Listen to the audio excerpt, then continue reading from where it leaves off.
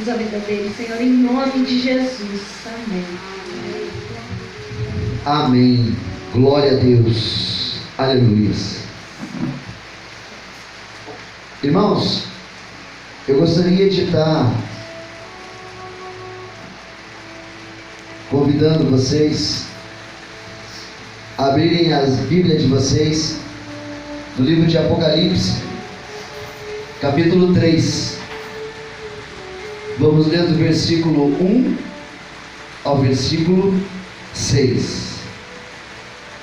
Apocalipse, capítulo 3. Vamos ler do versículo 1 ao versículo 6.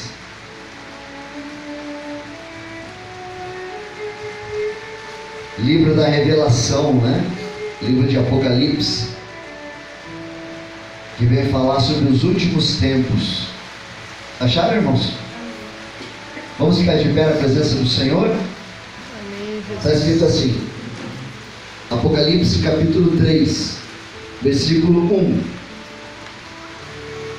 E ao anjo da igreja que está em Sardes, escreve: isto diz o que tem os 7 Espíritos de Deus e as 7 estrelas. Conheço as tuas obras, que tens nome de que vives e estás morto. Sê vigilante e confirma com os restantes que estavam para morrer, porque não achei as tuas obras perfeitas diante de Deus. Lembra-te, pois, do que tens recebido e ouvido, e guarda-o, e arrepende-te. E se não vigiares, virei sobre ti como um ladrão, e não saberás a que hora sobre ti virei. Mas também tens em Sardes algumas pessoas que não contaminaram suas vestes, e comigo andarão de branco, porquanto são dignas disso. O que vencer será vestido de vestes brancas, e de maneira nenhuma riscarei o seu nome do livro da vida, e confessarei o seu nome diante de meu Pai e diante dos seus anjos. Quem tem ouvidos, ouça o que o Espírito diz a igrejas. Amém? Gostaria que você estivesse repetindo comigo o versículo 5. O que vencer será vestido de vestes brancas, e de maneira nenhuma riscarei o seu nome do livro da vida, e confessarei o seu nome diante de meu Pai e diante dos seus anjos. Quem tem ouvidos, ouça o que o Espírito diz às igrejas. Amém? Pode se assentar, irmãos.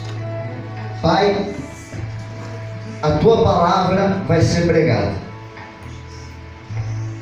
Eu peço, meu Deus, que o Senhor me dê a revelação daquilo que está escrito aqui, porque às vezes nós não conseguimos entender, meu Pai, porque aqui está escrito numa linguagem figurada. Mas em nome de Jesus, é o Senhor que nos dá a revelação da tua palavra, e eu preciso dessa revelação, meu Pai, para poder passar para a tua igreja, para poder pregar para a tua igreja, para poder ensinar a tua igreja, Senhor, aquilo que o Senhor quer falar com ela, aquilo que o Senhor quer corrigir, aquilo que o Senhor quer, meu Pai, ensinar o caminho, mostrar o caminho, mostrar para onde nós devemos andar, nos dá sabedoria.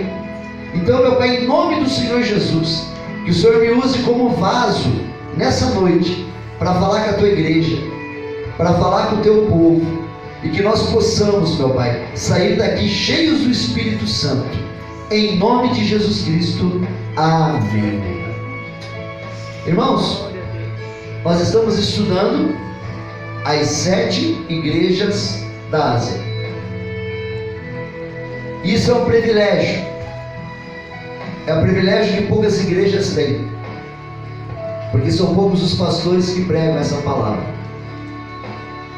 Porque quando o Senhor Jesus ele fala para o apóstolo João, lá na ilha de Patmos, preso na ilha de Patmos, lá na Grécia, quando ele fala para o apóstolo João escrever estas cartas, é porque ele sabia que em cada igreja da Turquia, em cada igreja da Ásia, existia um problema.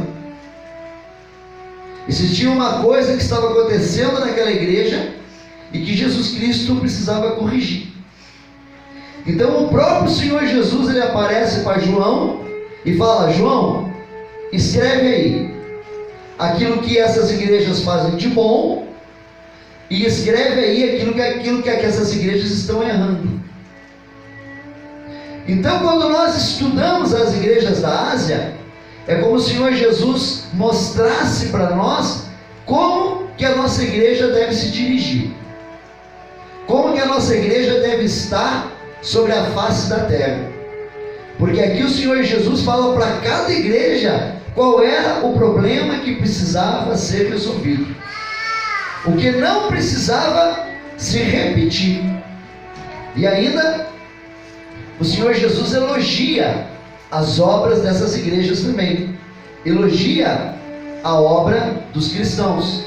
Então Jesus ele só não fala o problema, mas ele também fala das boas obras que essas igrejas têm. Então é importantíssimo que nós estudemos as 7 igrejas da Ásia. É importantíssimo que os pastores, que os líderes da igreja saibam o que o Senhor Jesus falou para as igrejas da Ásia, para que o pastor não venha errar dentro da igreja, para que o pastor não venha fazer na igreja aquilo que não é para ser feito. Porque aqui o Senhor Jesus corrige, ele fala: não é para fazer isso, essa igreja não pode andar assim, eu falei que não é para fazer dessa maneira. Então é muito importante isso, porque quando nós estudamos a primeira igreja da Ásia, que foi a igreja de Éfeso, ali o Senhor Jesus nos corrigiu, corrigiu a igreja daquela época e corrige a igreja dessa época, as igrejas atuais. Jesus corrigiu a igreja de Éfeso a voltar às primeiras obras. Aquela igreja estava indo bem, estava caminhando bem, estava fazendo as coisas certas, mas tinha perdido o primeiro amor. E o Senhor Jesus diz: voltem ao primeiro amor. Então a igreja de Éfeso vem corrigir a igreja de que a igreja nunca pode perder o primeiro amor. A segunda igreja foi a igreja de Esmirna. E quando nós estudamos a igreja de Esmirna, ali o Senhor Jesus ele falou, deu um aviso, uma exortação aos cristãos, que eles deviam ficar firmes na fé, que eles não podiam ficar fracos, que eles não podiam desanimar, porque aquela igreja ia sofrer perseguição. Roma estava perseguindo os cristãos, estava matando os cristãos, já tinha prendido João na ilha de Patmos, e Jesus vem falar para a igreja de Esmirna que eles deviam continuar forte no meio da tribulação. Não importa o problema que acontecesse, não importa se cristão fosse perseguido, não importa se eles fossem mortos por soldados romanos, não importa se eles fossem jogados aos leões, eles tinham que ficar firmes. E na terceira igreja que nós estudamos foi a igreja de Pérgamo. E a igreja de Pérgamo, ela tinha um problema sério. Qual que era o problema da igreja de Pérgamo? Ela tinha deixado de pregar a palavra. Ela tinha deixado de ensinar a doutrina. Pastor, doutrina é roupa? Doutrina é cabelo? O que é doutrina? Ensinamento da palavra de Deus. Isso é doutrina. Tudo que está na palavra de Deus é doutrina para a igreja.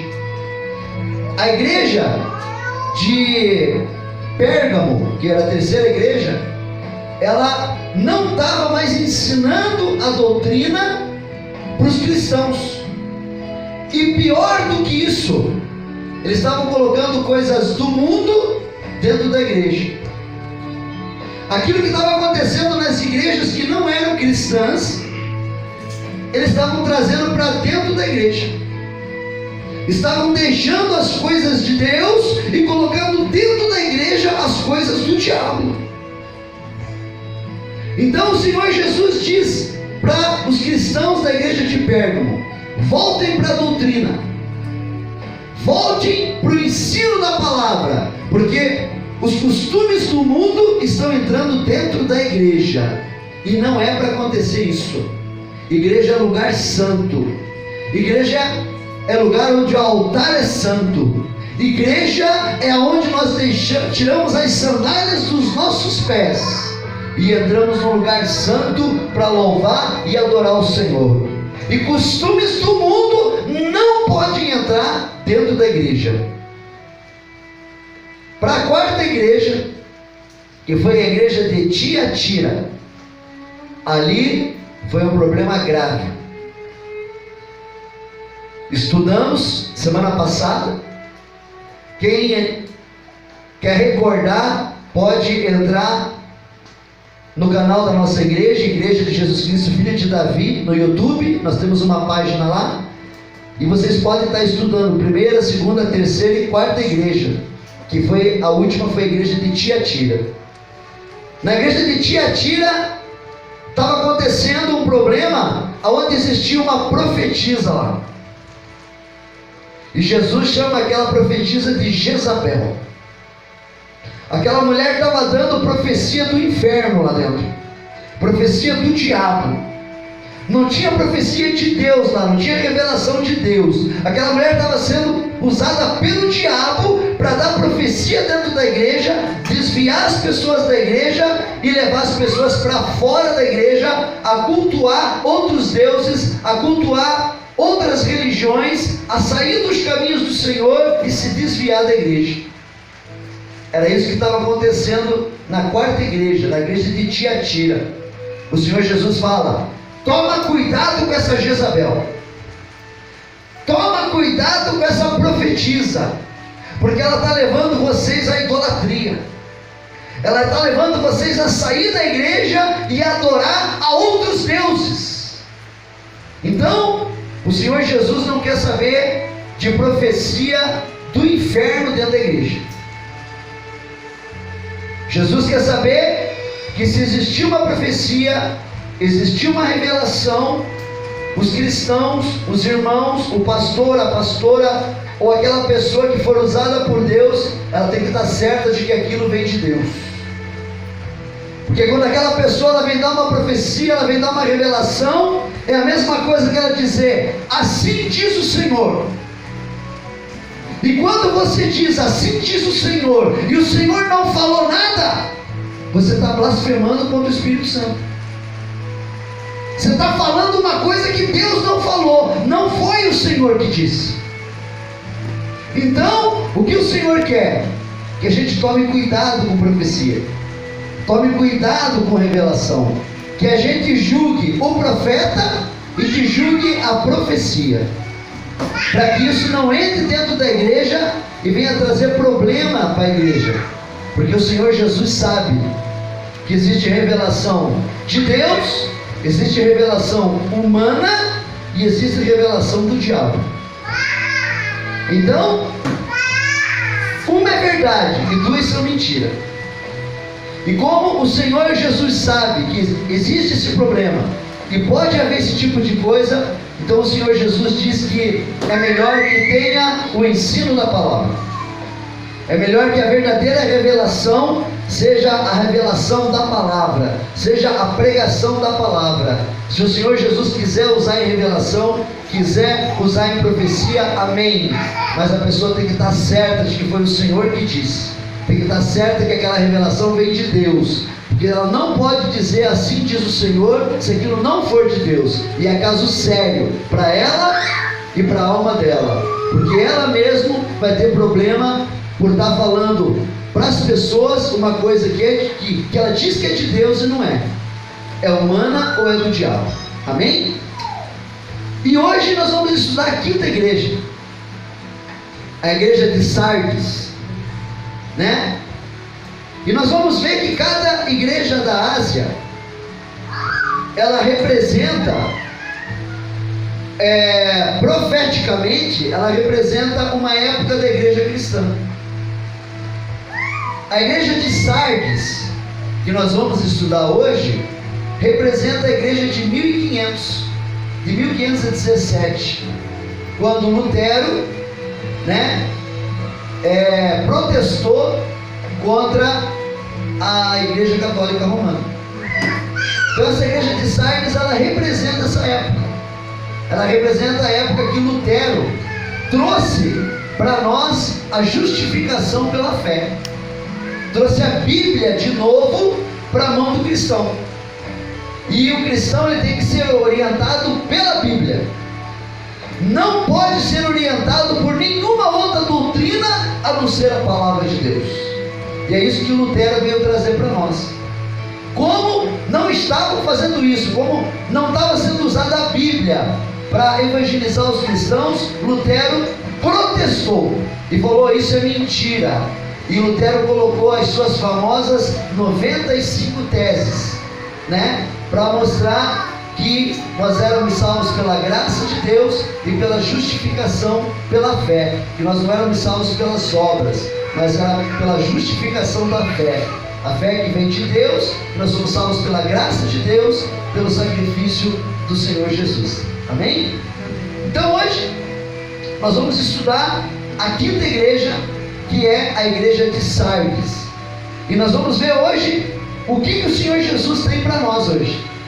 O que Ele quer corrigir, o que Ele quer orientar, qual é o caminho que Ele diz que nós devemos andar. Porque essas igrejas são proféticas. Jesus escreveu para as igrejas daquela época, da época que João estava vivo, mas elas são proféticas. Essas igrejas são para os nossos dias, porque tudo que está escrito nessas cartas acontece hoje.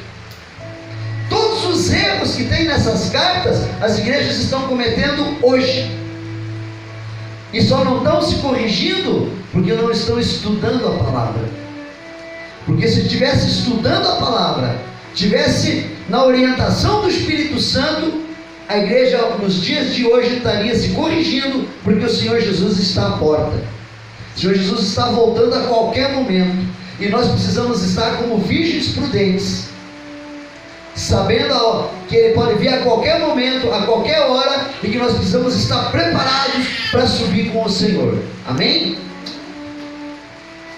Mas começando o estudo da quinta igreja da Ásia, quem quiser acompanhar na Bíblia, pode acompanhar, pode estar em Apocalipse capítulo 3, pode acompanhar o estudo na Bíblia.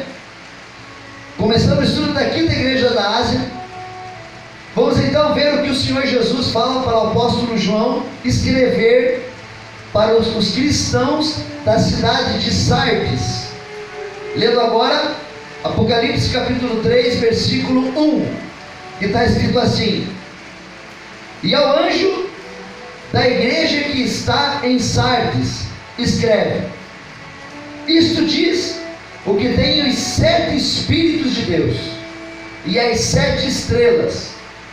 Conheço as tuas obras, que tens nome de que vives e estás morto.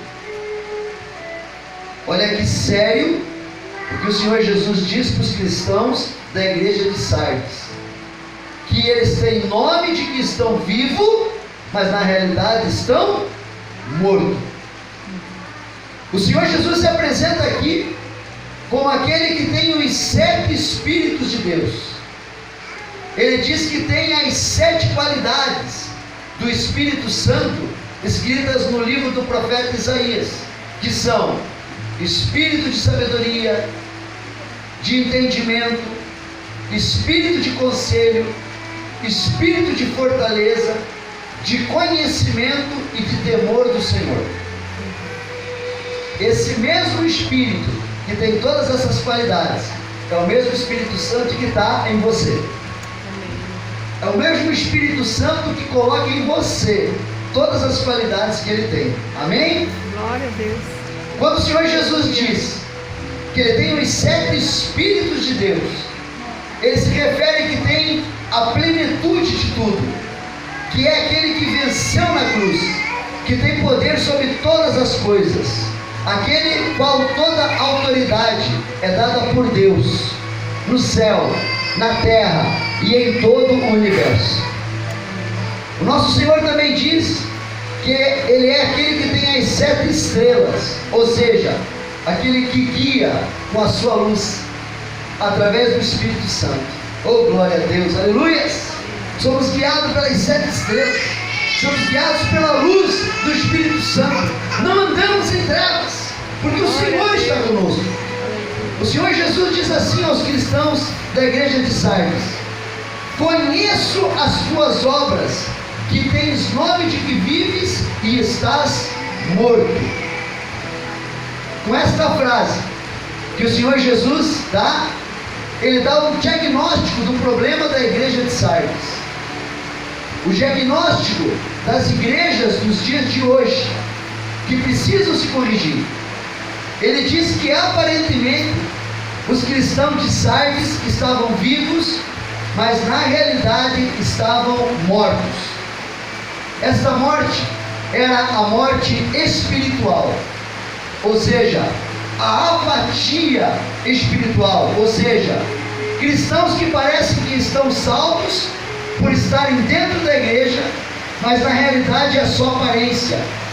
Só escutam a palavra de Deus, mas não vivem e nem praticam esta palavra.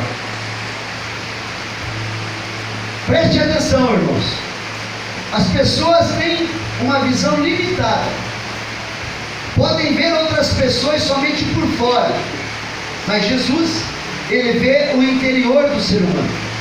Ele sonda a intenção dos corações.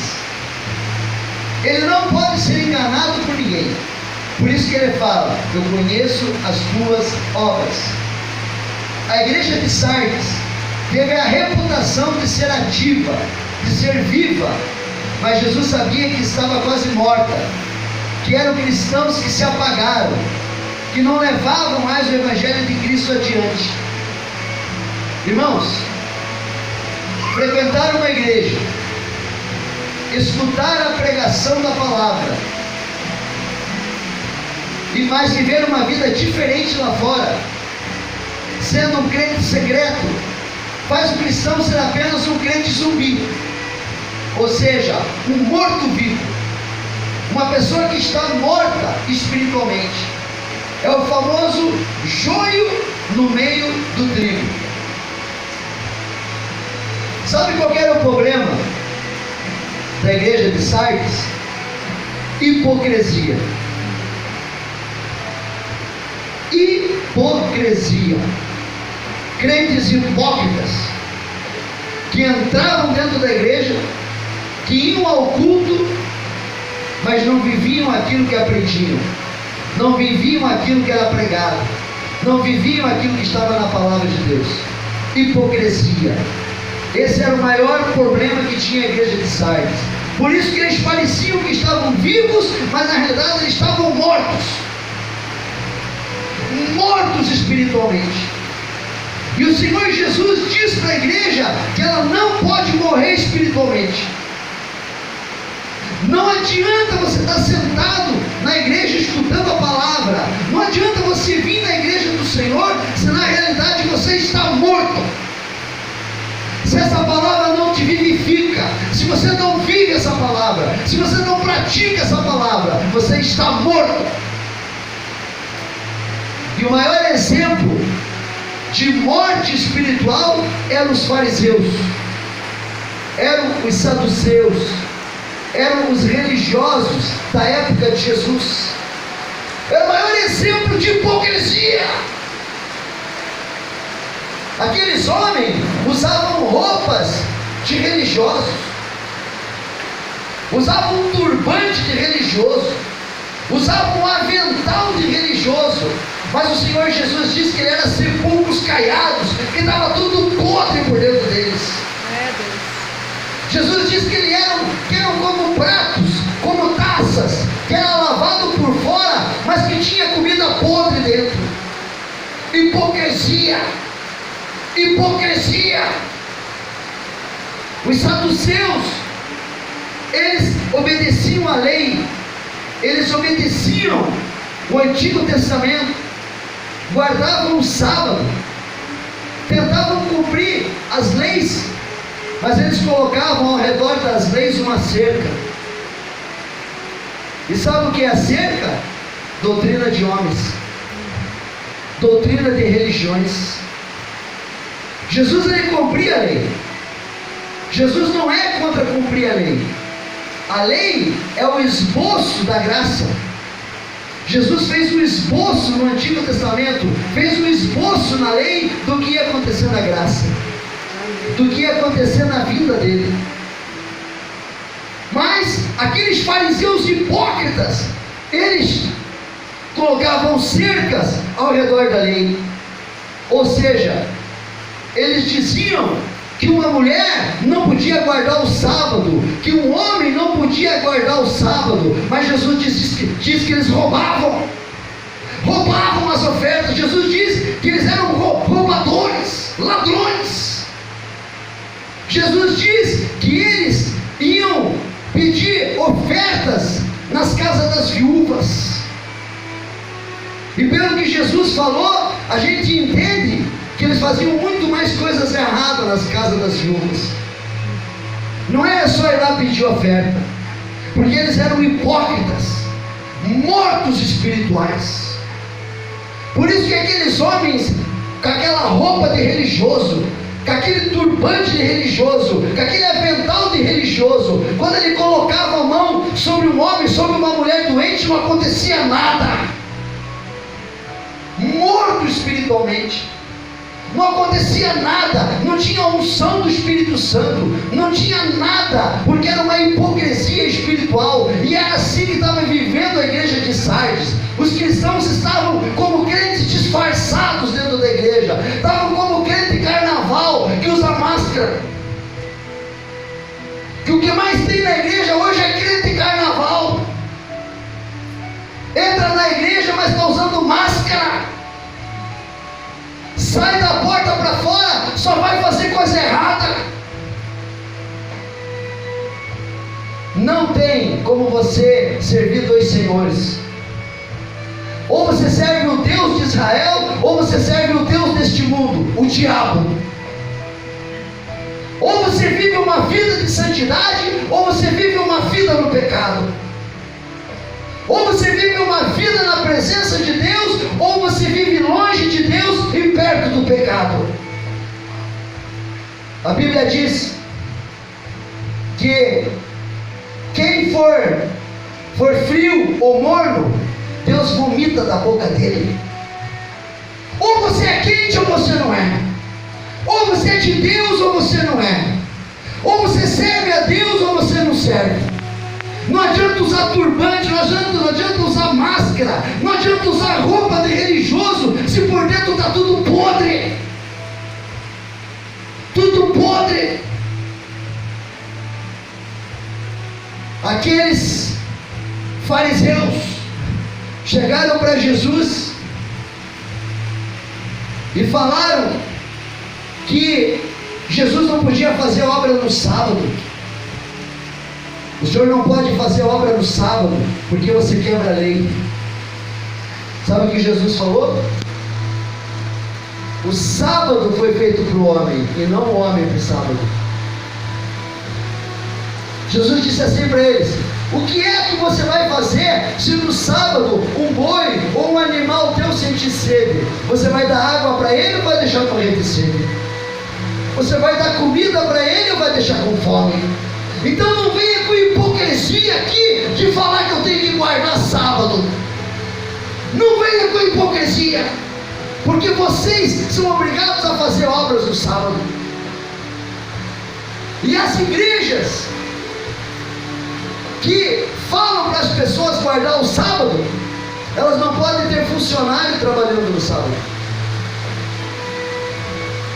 porque a igreja guarda o sábado, mas os funcionários estão trabalhando lá no sábado.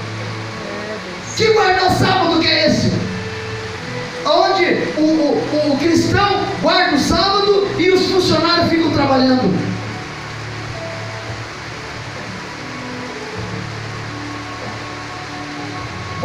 A igreja que fala que a santidade de uma pessoa está no cabelo, que a santidade da pessoa está na roupa, que a santidade de uma pessoa está na maneira dela se vestir, essa pessoa está sendo fariseu.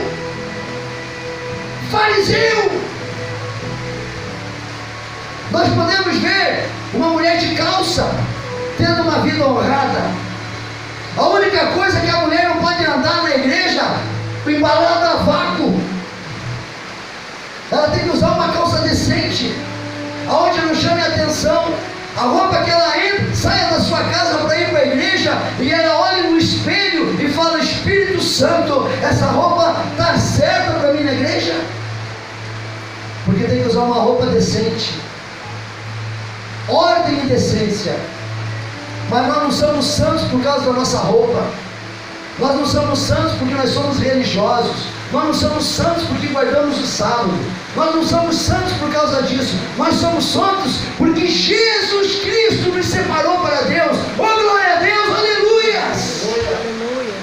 É por isso que nós somos santos. Aleluia. O povo de Sardes vivia uma hipocrisia religiosa. Os fariseus, os que mais eles tinham era o preconceito. Preconceito de outras pessoas, de outros judeus que não guardavam as leis. Preconceito de samaritanos, porque o samaritano adorava no Monte Gerizim e eles adoravam em outro templo, em outra sinagoga. Mas o Senhor Jesus disse: vai chegar um tempo em que você não vai adorar nem no Monte Gerizim, em que você não vai adorar nem no Templo de Salomão, mas você vai me adorar em espírito e em verdade. Aleluia, glória a Deus, aleluia. Para com esse negócio, meu irmão, minha irmã, de achar que a santidade está numa catedral, de achar que a santidade está numa igreja bonita. Para com isso, você é templo do Espírito Santo. Aleluia.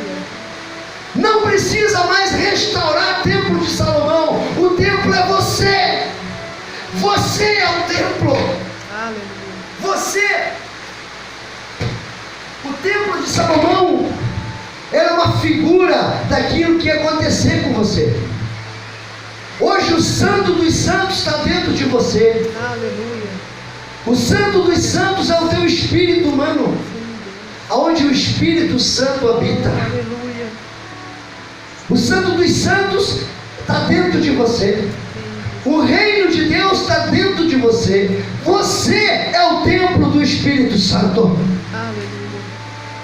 Não adianta você ir numa catedral achando que lá é um lugar de santidade, lá é um lugar de milagre, e esquecer que você é templo do Espírito Santo. É Deus. Ah, mas eu não vou naquela igreja porque aquele pregador não tem unção para pregar. A unção está em você, não está no pregador.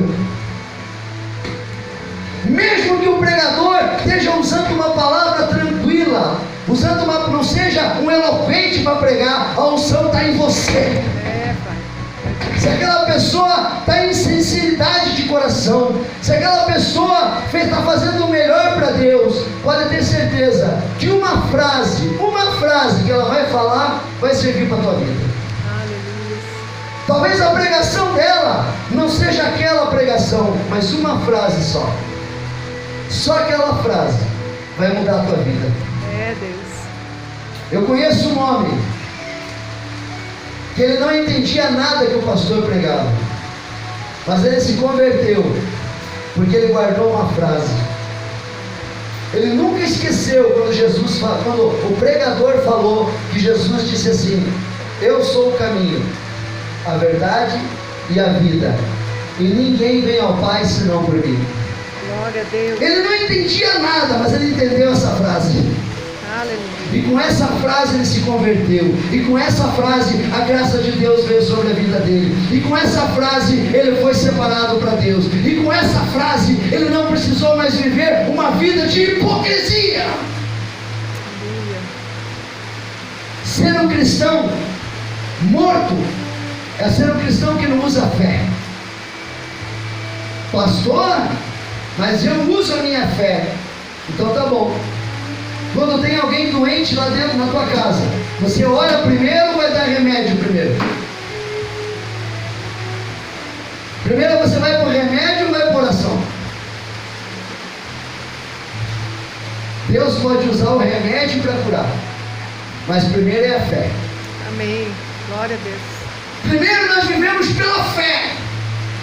Deus pode usar o remédio, Deus pode usar o médico, Deus pode usar uma situação, Deus pode usar um clima, uma mudança de clima, Deus pode usar um hospital, mas Deus vai fazer tudo isso porque primeiro você orou, porque primeiro você colocou aquela situação diante de Deus. Que negócio é esse de viver pela fé, mas primeiro você quer resolver as coisas com a força do teu braço, com a força da tua inteligência, quer ser independente de Deus, quer ser autossuficiente, achar que você é o bom. Sem Deus você não é nada, porque você nem acorda no outro dia, nem respira sem Deus. É, Pai. Temos que viver pela fé, temos que viver em oração, porque é a oração que traz a intimidade com Deus. Intimidade com Deus é na oração. Intimidade com Deus é nos relacionamentos com os irmãos e com as irmãs da igreja. Intimidade com Deus é frequentando a igreja. Ah, pastor, mas eu estou com Deus, mas eu não preciso da igreja. Eu conheço um monte de gente que se desviou da igreja porque disse que saiu da igreja e estava com Deus. Tem um monte lá fora, um monte. Quando você sai do corpo de Cristo, quando você sai da igreja, quando você não está ativo, quando você está morto espiritualmente, você é uma presa do diabo lá fora. O diabo vai achar um jeito de tirar você da presença de Deus, porque você não tem a comunhão com os irmãos, você não tem o relacionamento com os irmãos, você não tem as brasas vivas ali orando por você, te dando força para você ficar de pé. Porque corpo de Cristo, igreja, é como uma churrasqueira que tem um só carvão, e você coloca a carne para assar, e aquele carvão está sozinho, e quando aquela carne começa a soltar o sangue daquela carne apaga o carvão. Agora, se na churrasqueira tiver várias brasas vivas, um monte de brasas acesas, você pode colocar um leitão, um boi em cima, que o sangue dele não vai apagar aquelas brasas. Amém. Isso é igreja. Quando você cai, o outro levanta. Quando você está fraco, o outro está forte. É escutando a palavra, é participando ativamente das atividades da igreja que mantém você forte, que faz com que você não seja um morto espiritual, porque é ali que você fica ativo, é ali que você fica forte, é ajudando o irmão, é ajudando na igreja a fazer um café, é ajudando a fazer alguma coisa na cozinha, é ajudando a limpar a igreja, é ajudando a fazer isso, é vindo nos cultos, é evangelizando os moradores de rua, é indo no monte, é indo nas vigílias. É isso que mantém você de pé, é isso que mantém você com a tua fé ativa. Saia disso, não participe da igreja, não participe das células, e você vai ver que a tua fé vai começar a ficar fraca, a tua fé vai começar a se abalar, porque você está fora das brasas acesas, das brasas vivas, você está fora do corpo de Cristo, e de alguma forma o inimigo vai fazer uma aposta com você. agora eu te tiro da igreja. E você vai dizer, você não me tira da igreja porque eu estou fora da igreja, mas eu estou na presença de Deus. E sabe que sempre quem ganha a aposta? O diabo. Ele sempre vai ganhar a aposta de um desviado. Ele sempre vai ganhar a aposta de alguém que está longe da igreja. Sempre. A igreja não salva, mas ela te mantém salvo. Ela te mantém forte. Ela te mantém como brasa viva. Ela não deixa você viver uma apatia espiritual. Ela não deixa você ser um morto espiritual. Ela não deixa você ser um crente carnaval, um crente disfarçado dentro da igreja. Então, o Senhor Jesus está nos corrigindo. Não sejam mortos. Porque Ele fala para os cristãos. Ele está falando isso para cristão. Ele está falando isso para crente. Vocês têm uma aparência de que vocês estão vivos, mas na realidade vocês estão mortos. Que em nome de Jesus, esse espírito de apatia espiritual, esse espírito que quer fazer com que a gente morra espiritualmente, saia dessa igreja em nome de Jesus.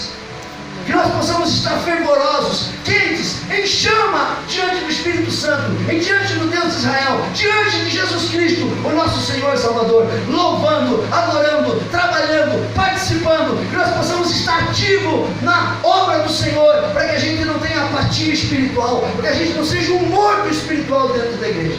Oh, glória a Deus, aleluias, aleluias, aleluias.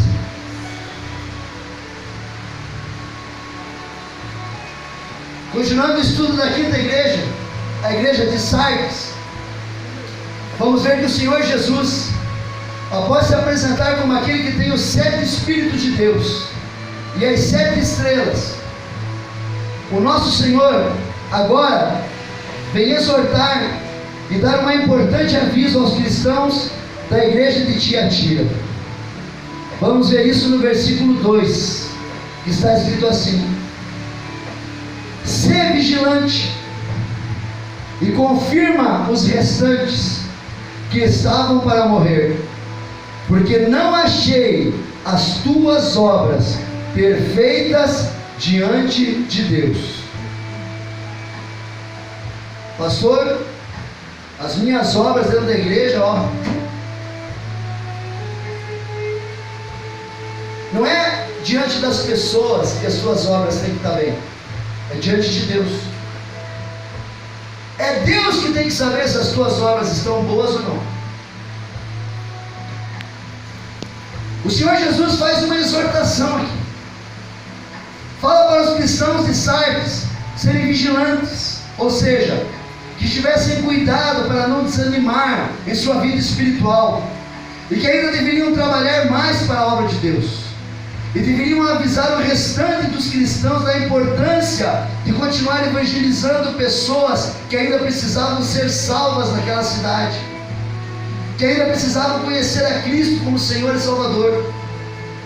Eles estavam mortos e nem evangelizar eles não evangelizavam mais, nem avisar do amor de Cristo eles não faziam mais, estavam como mortos. O Senhor Jesus deu esse aviso porque a igreja em Sardes tinha aparência de igreja viva, mas estava morta. O Senhor Jesus também diz aos cristãos que as suas obras não eram perfeitas diante de Deus. O problema das obras de uma congregação não é a ausência total de obras, mas a falta de integridade em fazer as obras. O nosso Senhor olha para a igreja e observa a falta de comprometimento do povo com os trabalhos da obra de Deus. É isso que Deus olha. Se você está ativo ou inativo, se você está vivo ou se você está morto. É possível que na igreja um pastor ou os cristãos estude e ensine a doutrina de Deus sem evangelizar, sem amar ao Senhor, estando longe da presença de Deus. É possível servir a Deus sem ter interesse de coração. É possível fazer coisas certas com motivos errados. As pessoas podem ver as obras de um pastor, ou dos irmãos, ou dos obreiros, e achar que o que eles estão fazendo é bom para Deus. Mas Deus, além de olhar para as obras, Ele observa principalmente as intenções do coração.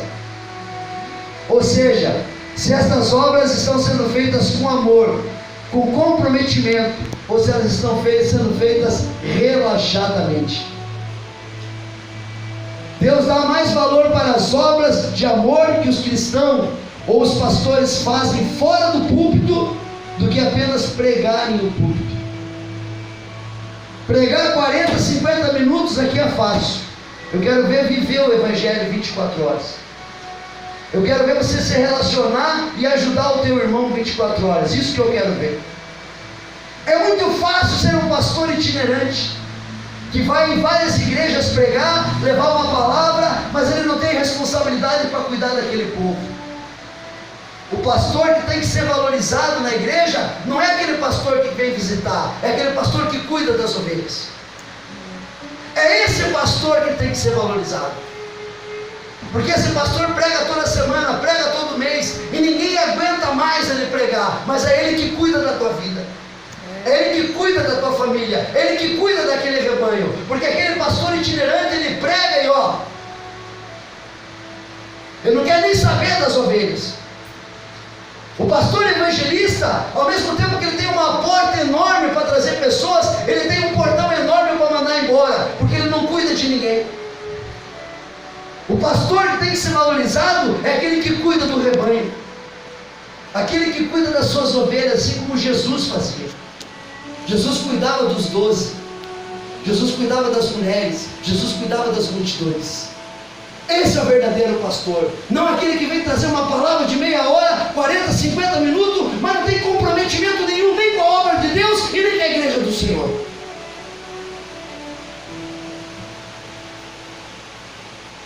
É muito fácil, irmãos, é muito fácil pregar. Difícil é ajudar os irmãos quando precisam. Difícil é viver como o corpo de Cristo, aguentando uns aos outros, amando uns aos outros, apesar das imperfeições, porque ninguém é perfeito, cada um tem seus defeitos, cada um tem seus problemas. Difícil é participar ativamente das obras e atividades da igreja, sabendo que às vezes precisamos renunciar o tempo que poderíamos dar à nossa família. Isso que é difícil. Isso que é difícil. O pastor saber que ele está com a esposa dele, com o filho dele em casa, com os filhos, com a família, e vem um telefonema dizendo: pastor, você tem que vir aqui em casa porque tem alguém doente. Pastor, você tem que vir aqui em casa porque o casamento está, o casal está se separando agora. Pastor, você tem que vir aqui em casa porque nesse momento morreu o irmão da igreja, porque de repente o irmão da igreja está no hospital, está na UTI, e você sangrando por dentro, sangrando, às vezes com um problema maior do que o do irmão. Às vezes alguém morreu na tua família, às vezes alguém está doente na tua família, às vezes o teu casamento não vai bem, você está sangrando por dentro, e você tem que ajudar aquela família, você tem que ajudar aquele irmão, porque você é pastor para isso. Você não é pastor para ter um título, você é pastor para trabalhar. Você é pastor para viver o Evangelho.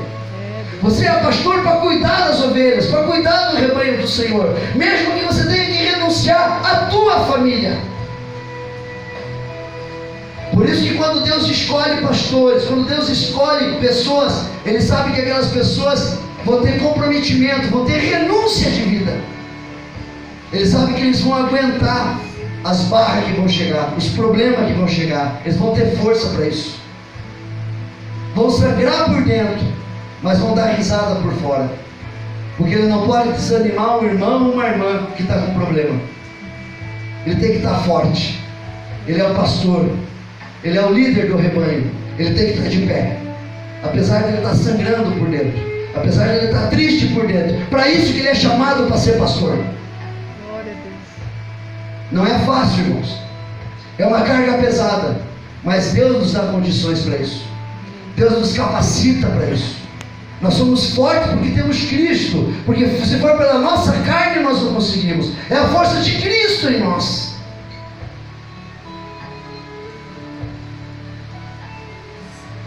As nossas obras, elas não vão ser julgadas porque eu sou bonzinho. Eu posso até comprar uma cesta básica e levar na casa do irmão ou de uma irmã que esteja precisando. Se no meu coração aquilo que eu fiz foi por amor, essa obra vai ter galardão lá no tribunal de Cristo. Mas se essa mesma obra que eu fiz foi para se mostrar para os irmãos da igreja, foi para se mostrar para o pastor, essa obra não tem valor nenhum para Jesus. Porque a obra que vai contar lá no tribunal de Cristo é a obra do coração, a obra que nós fazemos com amor, a obra que nós fazemos sem pedir nada em troca. É essa obra que vai valer.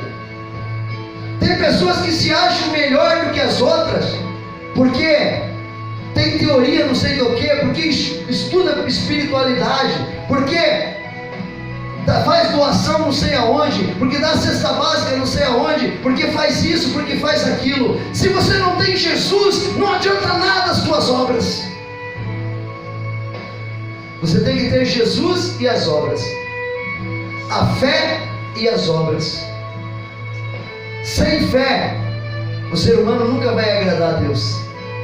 Sem Jesus Cristo, o ser humano nunca vai ser salvo. A fé sem as obras é morta. Mas nós precisamos ter a fé. E a fé real, a fé verdadeira, é a fé em Jesus Cristo. Glória a Deus. Aquele que tem as 7 estrelas. Aleluia. Aquele que tem os 7 Espíritos de Deus. Essa é a fé verdadeira. Se você tem Jesus, aí sim você tem boas obras. Porque o Senhor Jesus ensina você a fazer obras de acordo com a intenção do teu coração. O Senhor Jesus ensina você a fazer obras e continuar sendo humilde. Porque você está fazendo para Jesus. Quando você dá uma oferta na igreja, você não está fazendo para o pastor, você está fazendo para Jesus. Você está fazendo para a obra de Deus. Quando você vai visitar um irmão na cadeia, você não está fazendo para o irmão, você está fazendo para Jesus. Quando você dá de comer para o irmão, você não está fazendo para você está fazendo para Jesus. Jesus fala. Mas quando que eu nunca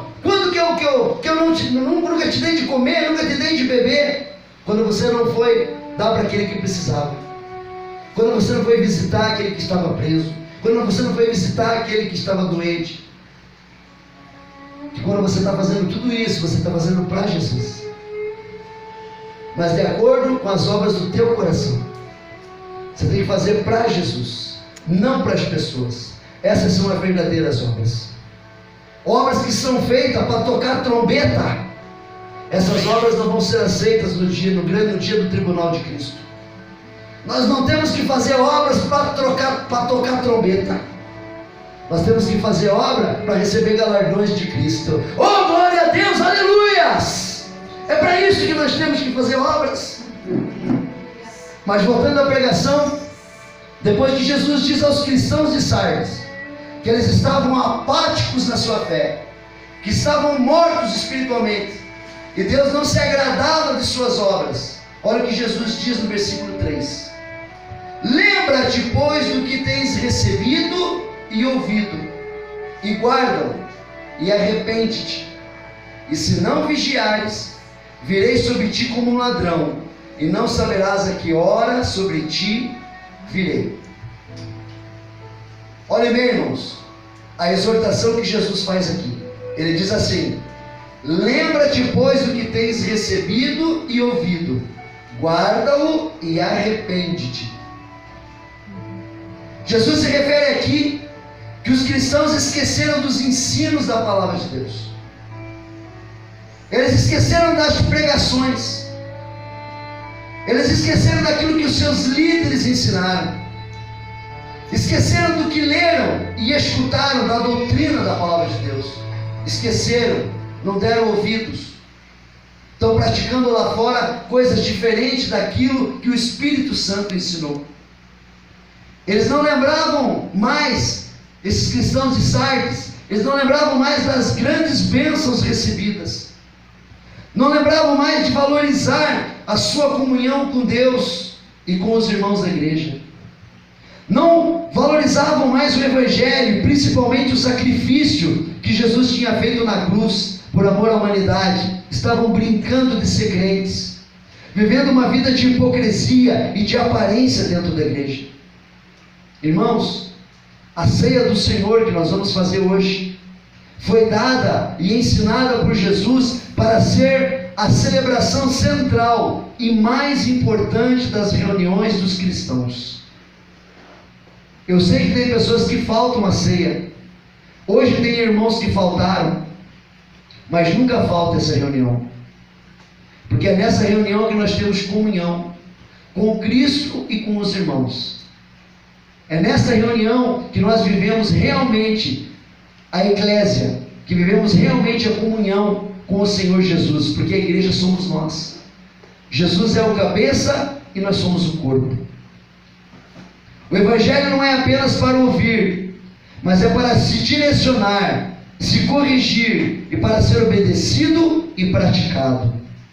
No caso do povo desobediente da igreja de Sardes, que estavam mortos espiritualmente, Jesus diz que eles teriam de se arrepender de sua hipocrisia, de sua apatia espiritual e voltar a praticar as boas obras.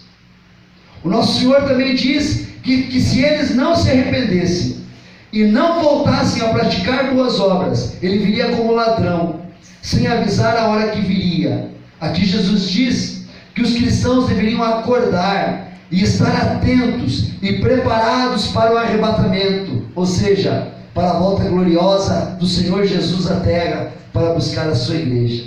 Oh, glória a Deus, aleluias! Aleluia. Irmãos, a ordem que o Senhor Jesus te deu é que eles precisavam continuar evangelizando. Eles precisavam continuar sendo discípulo. E discípulo não fica sentado no banco de uma igreja. Discípulo vai fazer discípulos. Amém. Isso é um discípulo. Discípulo faz discípulos. Jesus nunca chamou alguém para ficar na igreja, para ficar sentado no banco. A nossa missão é evangelizar. Ide pregar o evangelho a toda criatura. Quem crer e for batizado será salvo, e quem não crer será condenado. Essa é a comissão que Jesus deu para todos os cristãos. Todos. Não é só para pastor, não é só para pastora, não é só para evangelista, não é só para presbítero, é para todos. É para o porteiro, é para o irmãozinho que não tem cargo na igreja, é para todos. Todos precisam fazer isso. E todos precisam estar como uma virgem prudente. Porque Jesus vem buscar a sua igreja. E nós precisamos estar como virgem prudentes. E o que é uma virgem prudente? É uma virgem que tem azeite. Porque quando o Senhor Jesus voltar, Ele diz que as virgens imprudentes vão tentar comprar azeite das virgens prudentes. E elas vão dizer: eu só tenho para mim, eu não tenho para vender. Não venha pastor aqui querer buscar a unção que está nessa igreja. O azeite é nosso. Nós mantemos a nossa botija cheia. Amém. Aqui tem azeite, Glória. aqui tem unção, aqui tem poder, aqui tem cristão que esperam a volta de Jesus. Amém. Não venha querer comprar azeite na última hora que não vai ter. É, Deus. Não venha continuar pregando o evangelho da prosperidade e tentando colocar uma doutrina farisaica nos povos, no povo de Deus, e depois tentar vir pegar azeite de nós porque não tem. É, Pai. O nosso azeite está contado. Nós estamos preparados como virgens prudentes. Nós estamos praticando a palavra de Deus. Nós não estamos mortos espirituais. Nós não somos um grande número de pessoas, mas nós somos pessoas cheias do poder e autoridade do Senhor. Aleluia. Aqui não existe apatia espiritual. Aqui não existe morto-vivo. Aqui não existe crente carnaval. Aqui não existe crente disfarçado. Porque aqui a igreja ensina vocês a ter fidelidade, amor, comprometimento com Deus. Glória a Deus. Aleluia. É por isso que vocês passam por aflições, angústias e problemas e vocês estão de pé. Porque vocês têm uma igreja que dá força. Porque vocês têm uma igreja que tem unção. É por isso que vocês estão aqui hoje. Porque se não fosse essa força, se não fosse essa unção, se não fosse esse poder, vocês estavam em casa num dia de chuva como hoje. Pai. E essa força vem de Jesus. Oh, glórias. Essa força vem do Espírito Santo. Aleluia. Essa força vem do Senhor. E tome posse dessa força essa noite. Aleluia. Se você está apático, se você está fraco, se você está morto, viva nessa noite. Acorde. Vigie. Porque o Senhor Jesus está à porta. Os anjos já estão nos 4 cantos da terra com a trombeta, pronta para a qualquer momento tocar a trombeta e o Senhor Jesus voltar. E nós vamos encontrar com Ele nas nuvens. Oh, aleluia. Vai estar esperando a gente. Oh, glórias. E nós vamos receber os nossos galardões lá no tribunal de Cristo. Porque nós aprendemos que as nossas obras têm que ser obras verdadeiras, obras do coração, obras verdadeiras da intenção do nosso coração. Não podemos viver como cristãos hipócritas. Hipocrisia. É muito fácil ser generoso na igreja e hipócrita lá fora. É muito fácil. Eu quero ver praticar o Evangelho de Cristo. Eu quero ver trazer um andarilho para dentro da igreja. Eu quero ver trazer um bêbado, trazer aquele que fuma, aquele que usa droga para dentro da igreja. Não ter preconceito do aidético, não ter preconceito do homossexual, não ter preconceito de ninguém, porque igreja é pronto-socorro. Oh, glórias. Igreja não é lugar de passeio, não é clube. Igreja é pronto-socorro. É lugar de doente, é lugar de salvação. E todas as pessoas são como uma moeda nova e uma moeda suja. Já pegaram uma moeda que caiu na lama? Ela está toda suja, toda cheia de barro, toda cheia de lama. Mas se você for pagar com ela, ela tem o mesmo valor da moeda limpa. E é assim que Jesus nos vê. Não importa se a nossa moeda caiu na lama, não importa de qual lamaceiro que nós viemos, do lamaçal que nós viemos, nós temos o mesmo valor. Nós somos todos iguais. Não podemos ser fariseus que têm preconceito das pessoas. Ah, mas aquele irmão tem AIDS. Não vou nem chegar perto. Se o sangue dele me tocar, eu vou ficar doente. Meu irmão, às vezes aquela pessoa que está com AIDS, ela não tem AIDS porque ela teve uma vida devassa. Ela pegou AIDS da mulher infiel. A esposa pegou AIDS do marido infiel. Às vezes ela pegou AIDS de uma transfusão de sangue. Às vezes não é porque ela tem uma vida devassa que ela é aidética. Você tem que saber o histórico de vida da pessoa antes de você julgar.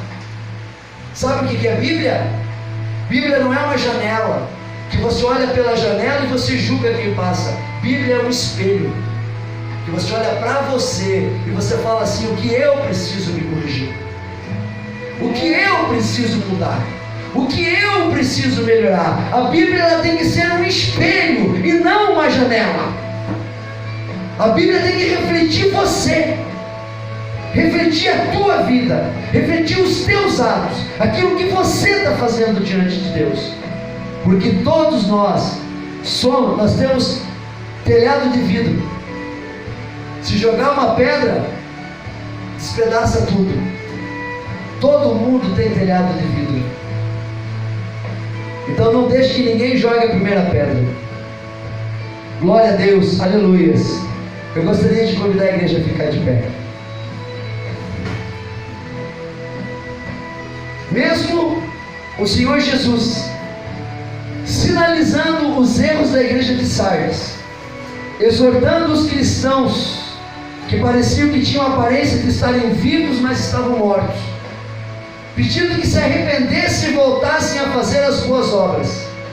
Assim mesmo o Senhor Jesus, pela sua misericórdia, ainda fala que tem prêmios para os cristãos que eram fiéis, que continuavam fiéis, que davam ouvidos à sua voz. Olha o que ele diz no final da sua carta, escrito no versículo 4 e 6. Isso é para você, meu irmão. Isso é para você, minha irmã. Isso é para você que é um crente fiel, um cristão fiel, um cristão que está na presença de Deus. Olha o que o Senhor Jesus tem para você. Mas também tem insights, mas também tem nessa igreja algumas pessoas que não contaminaram suas vestes, e comigo andarão de branco, porquanto são dignas disso. O que vencer será vestido de vestes brancas, e de maneira nenhuma arriscarei o seu nome do livro da vida, e confessarei o seu nome diante de meu Pai e diante dos seus anjos. Quem tem ouvidos, ouça o que o Espírito diz às igrejas. Pastor, eu estou salvo. Não é isso que a Bíblia diz. A Bíblia diz: e de maneira nenhuma riscarei o seu nome do livro da vida. Se você estiver na presença do Senhor hoje e sair da presença dele amanhã, está aqui, ó. De maneira nenhuma riscarei o seu nome do livro da vida. O Senhor Jesus diz que ele risca. Uma hora de gravação. Teu nome estava lá. Ele parou de gravar, uma hora de gravação. Parou. Uma vez que você servia a Deus, Aperta aqui. você foi servir o mundo. Será? Porque tá parado. Em vez de você agradar a Tá Deus, gravando uma hora. você foi agradar os desejos da tua carne. Não deixe. Deu uma hora de gravação, ele parou. Não deixe. Não deixe que Jesus risque o seu nome do livro da vida. Que você permaneça com esse nome escrito. Que você permaneça fiel. E que o Senhor possa colocar em você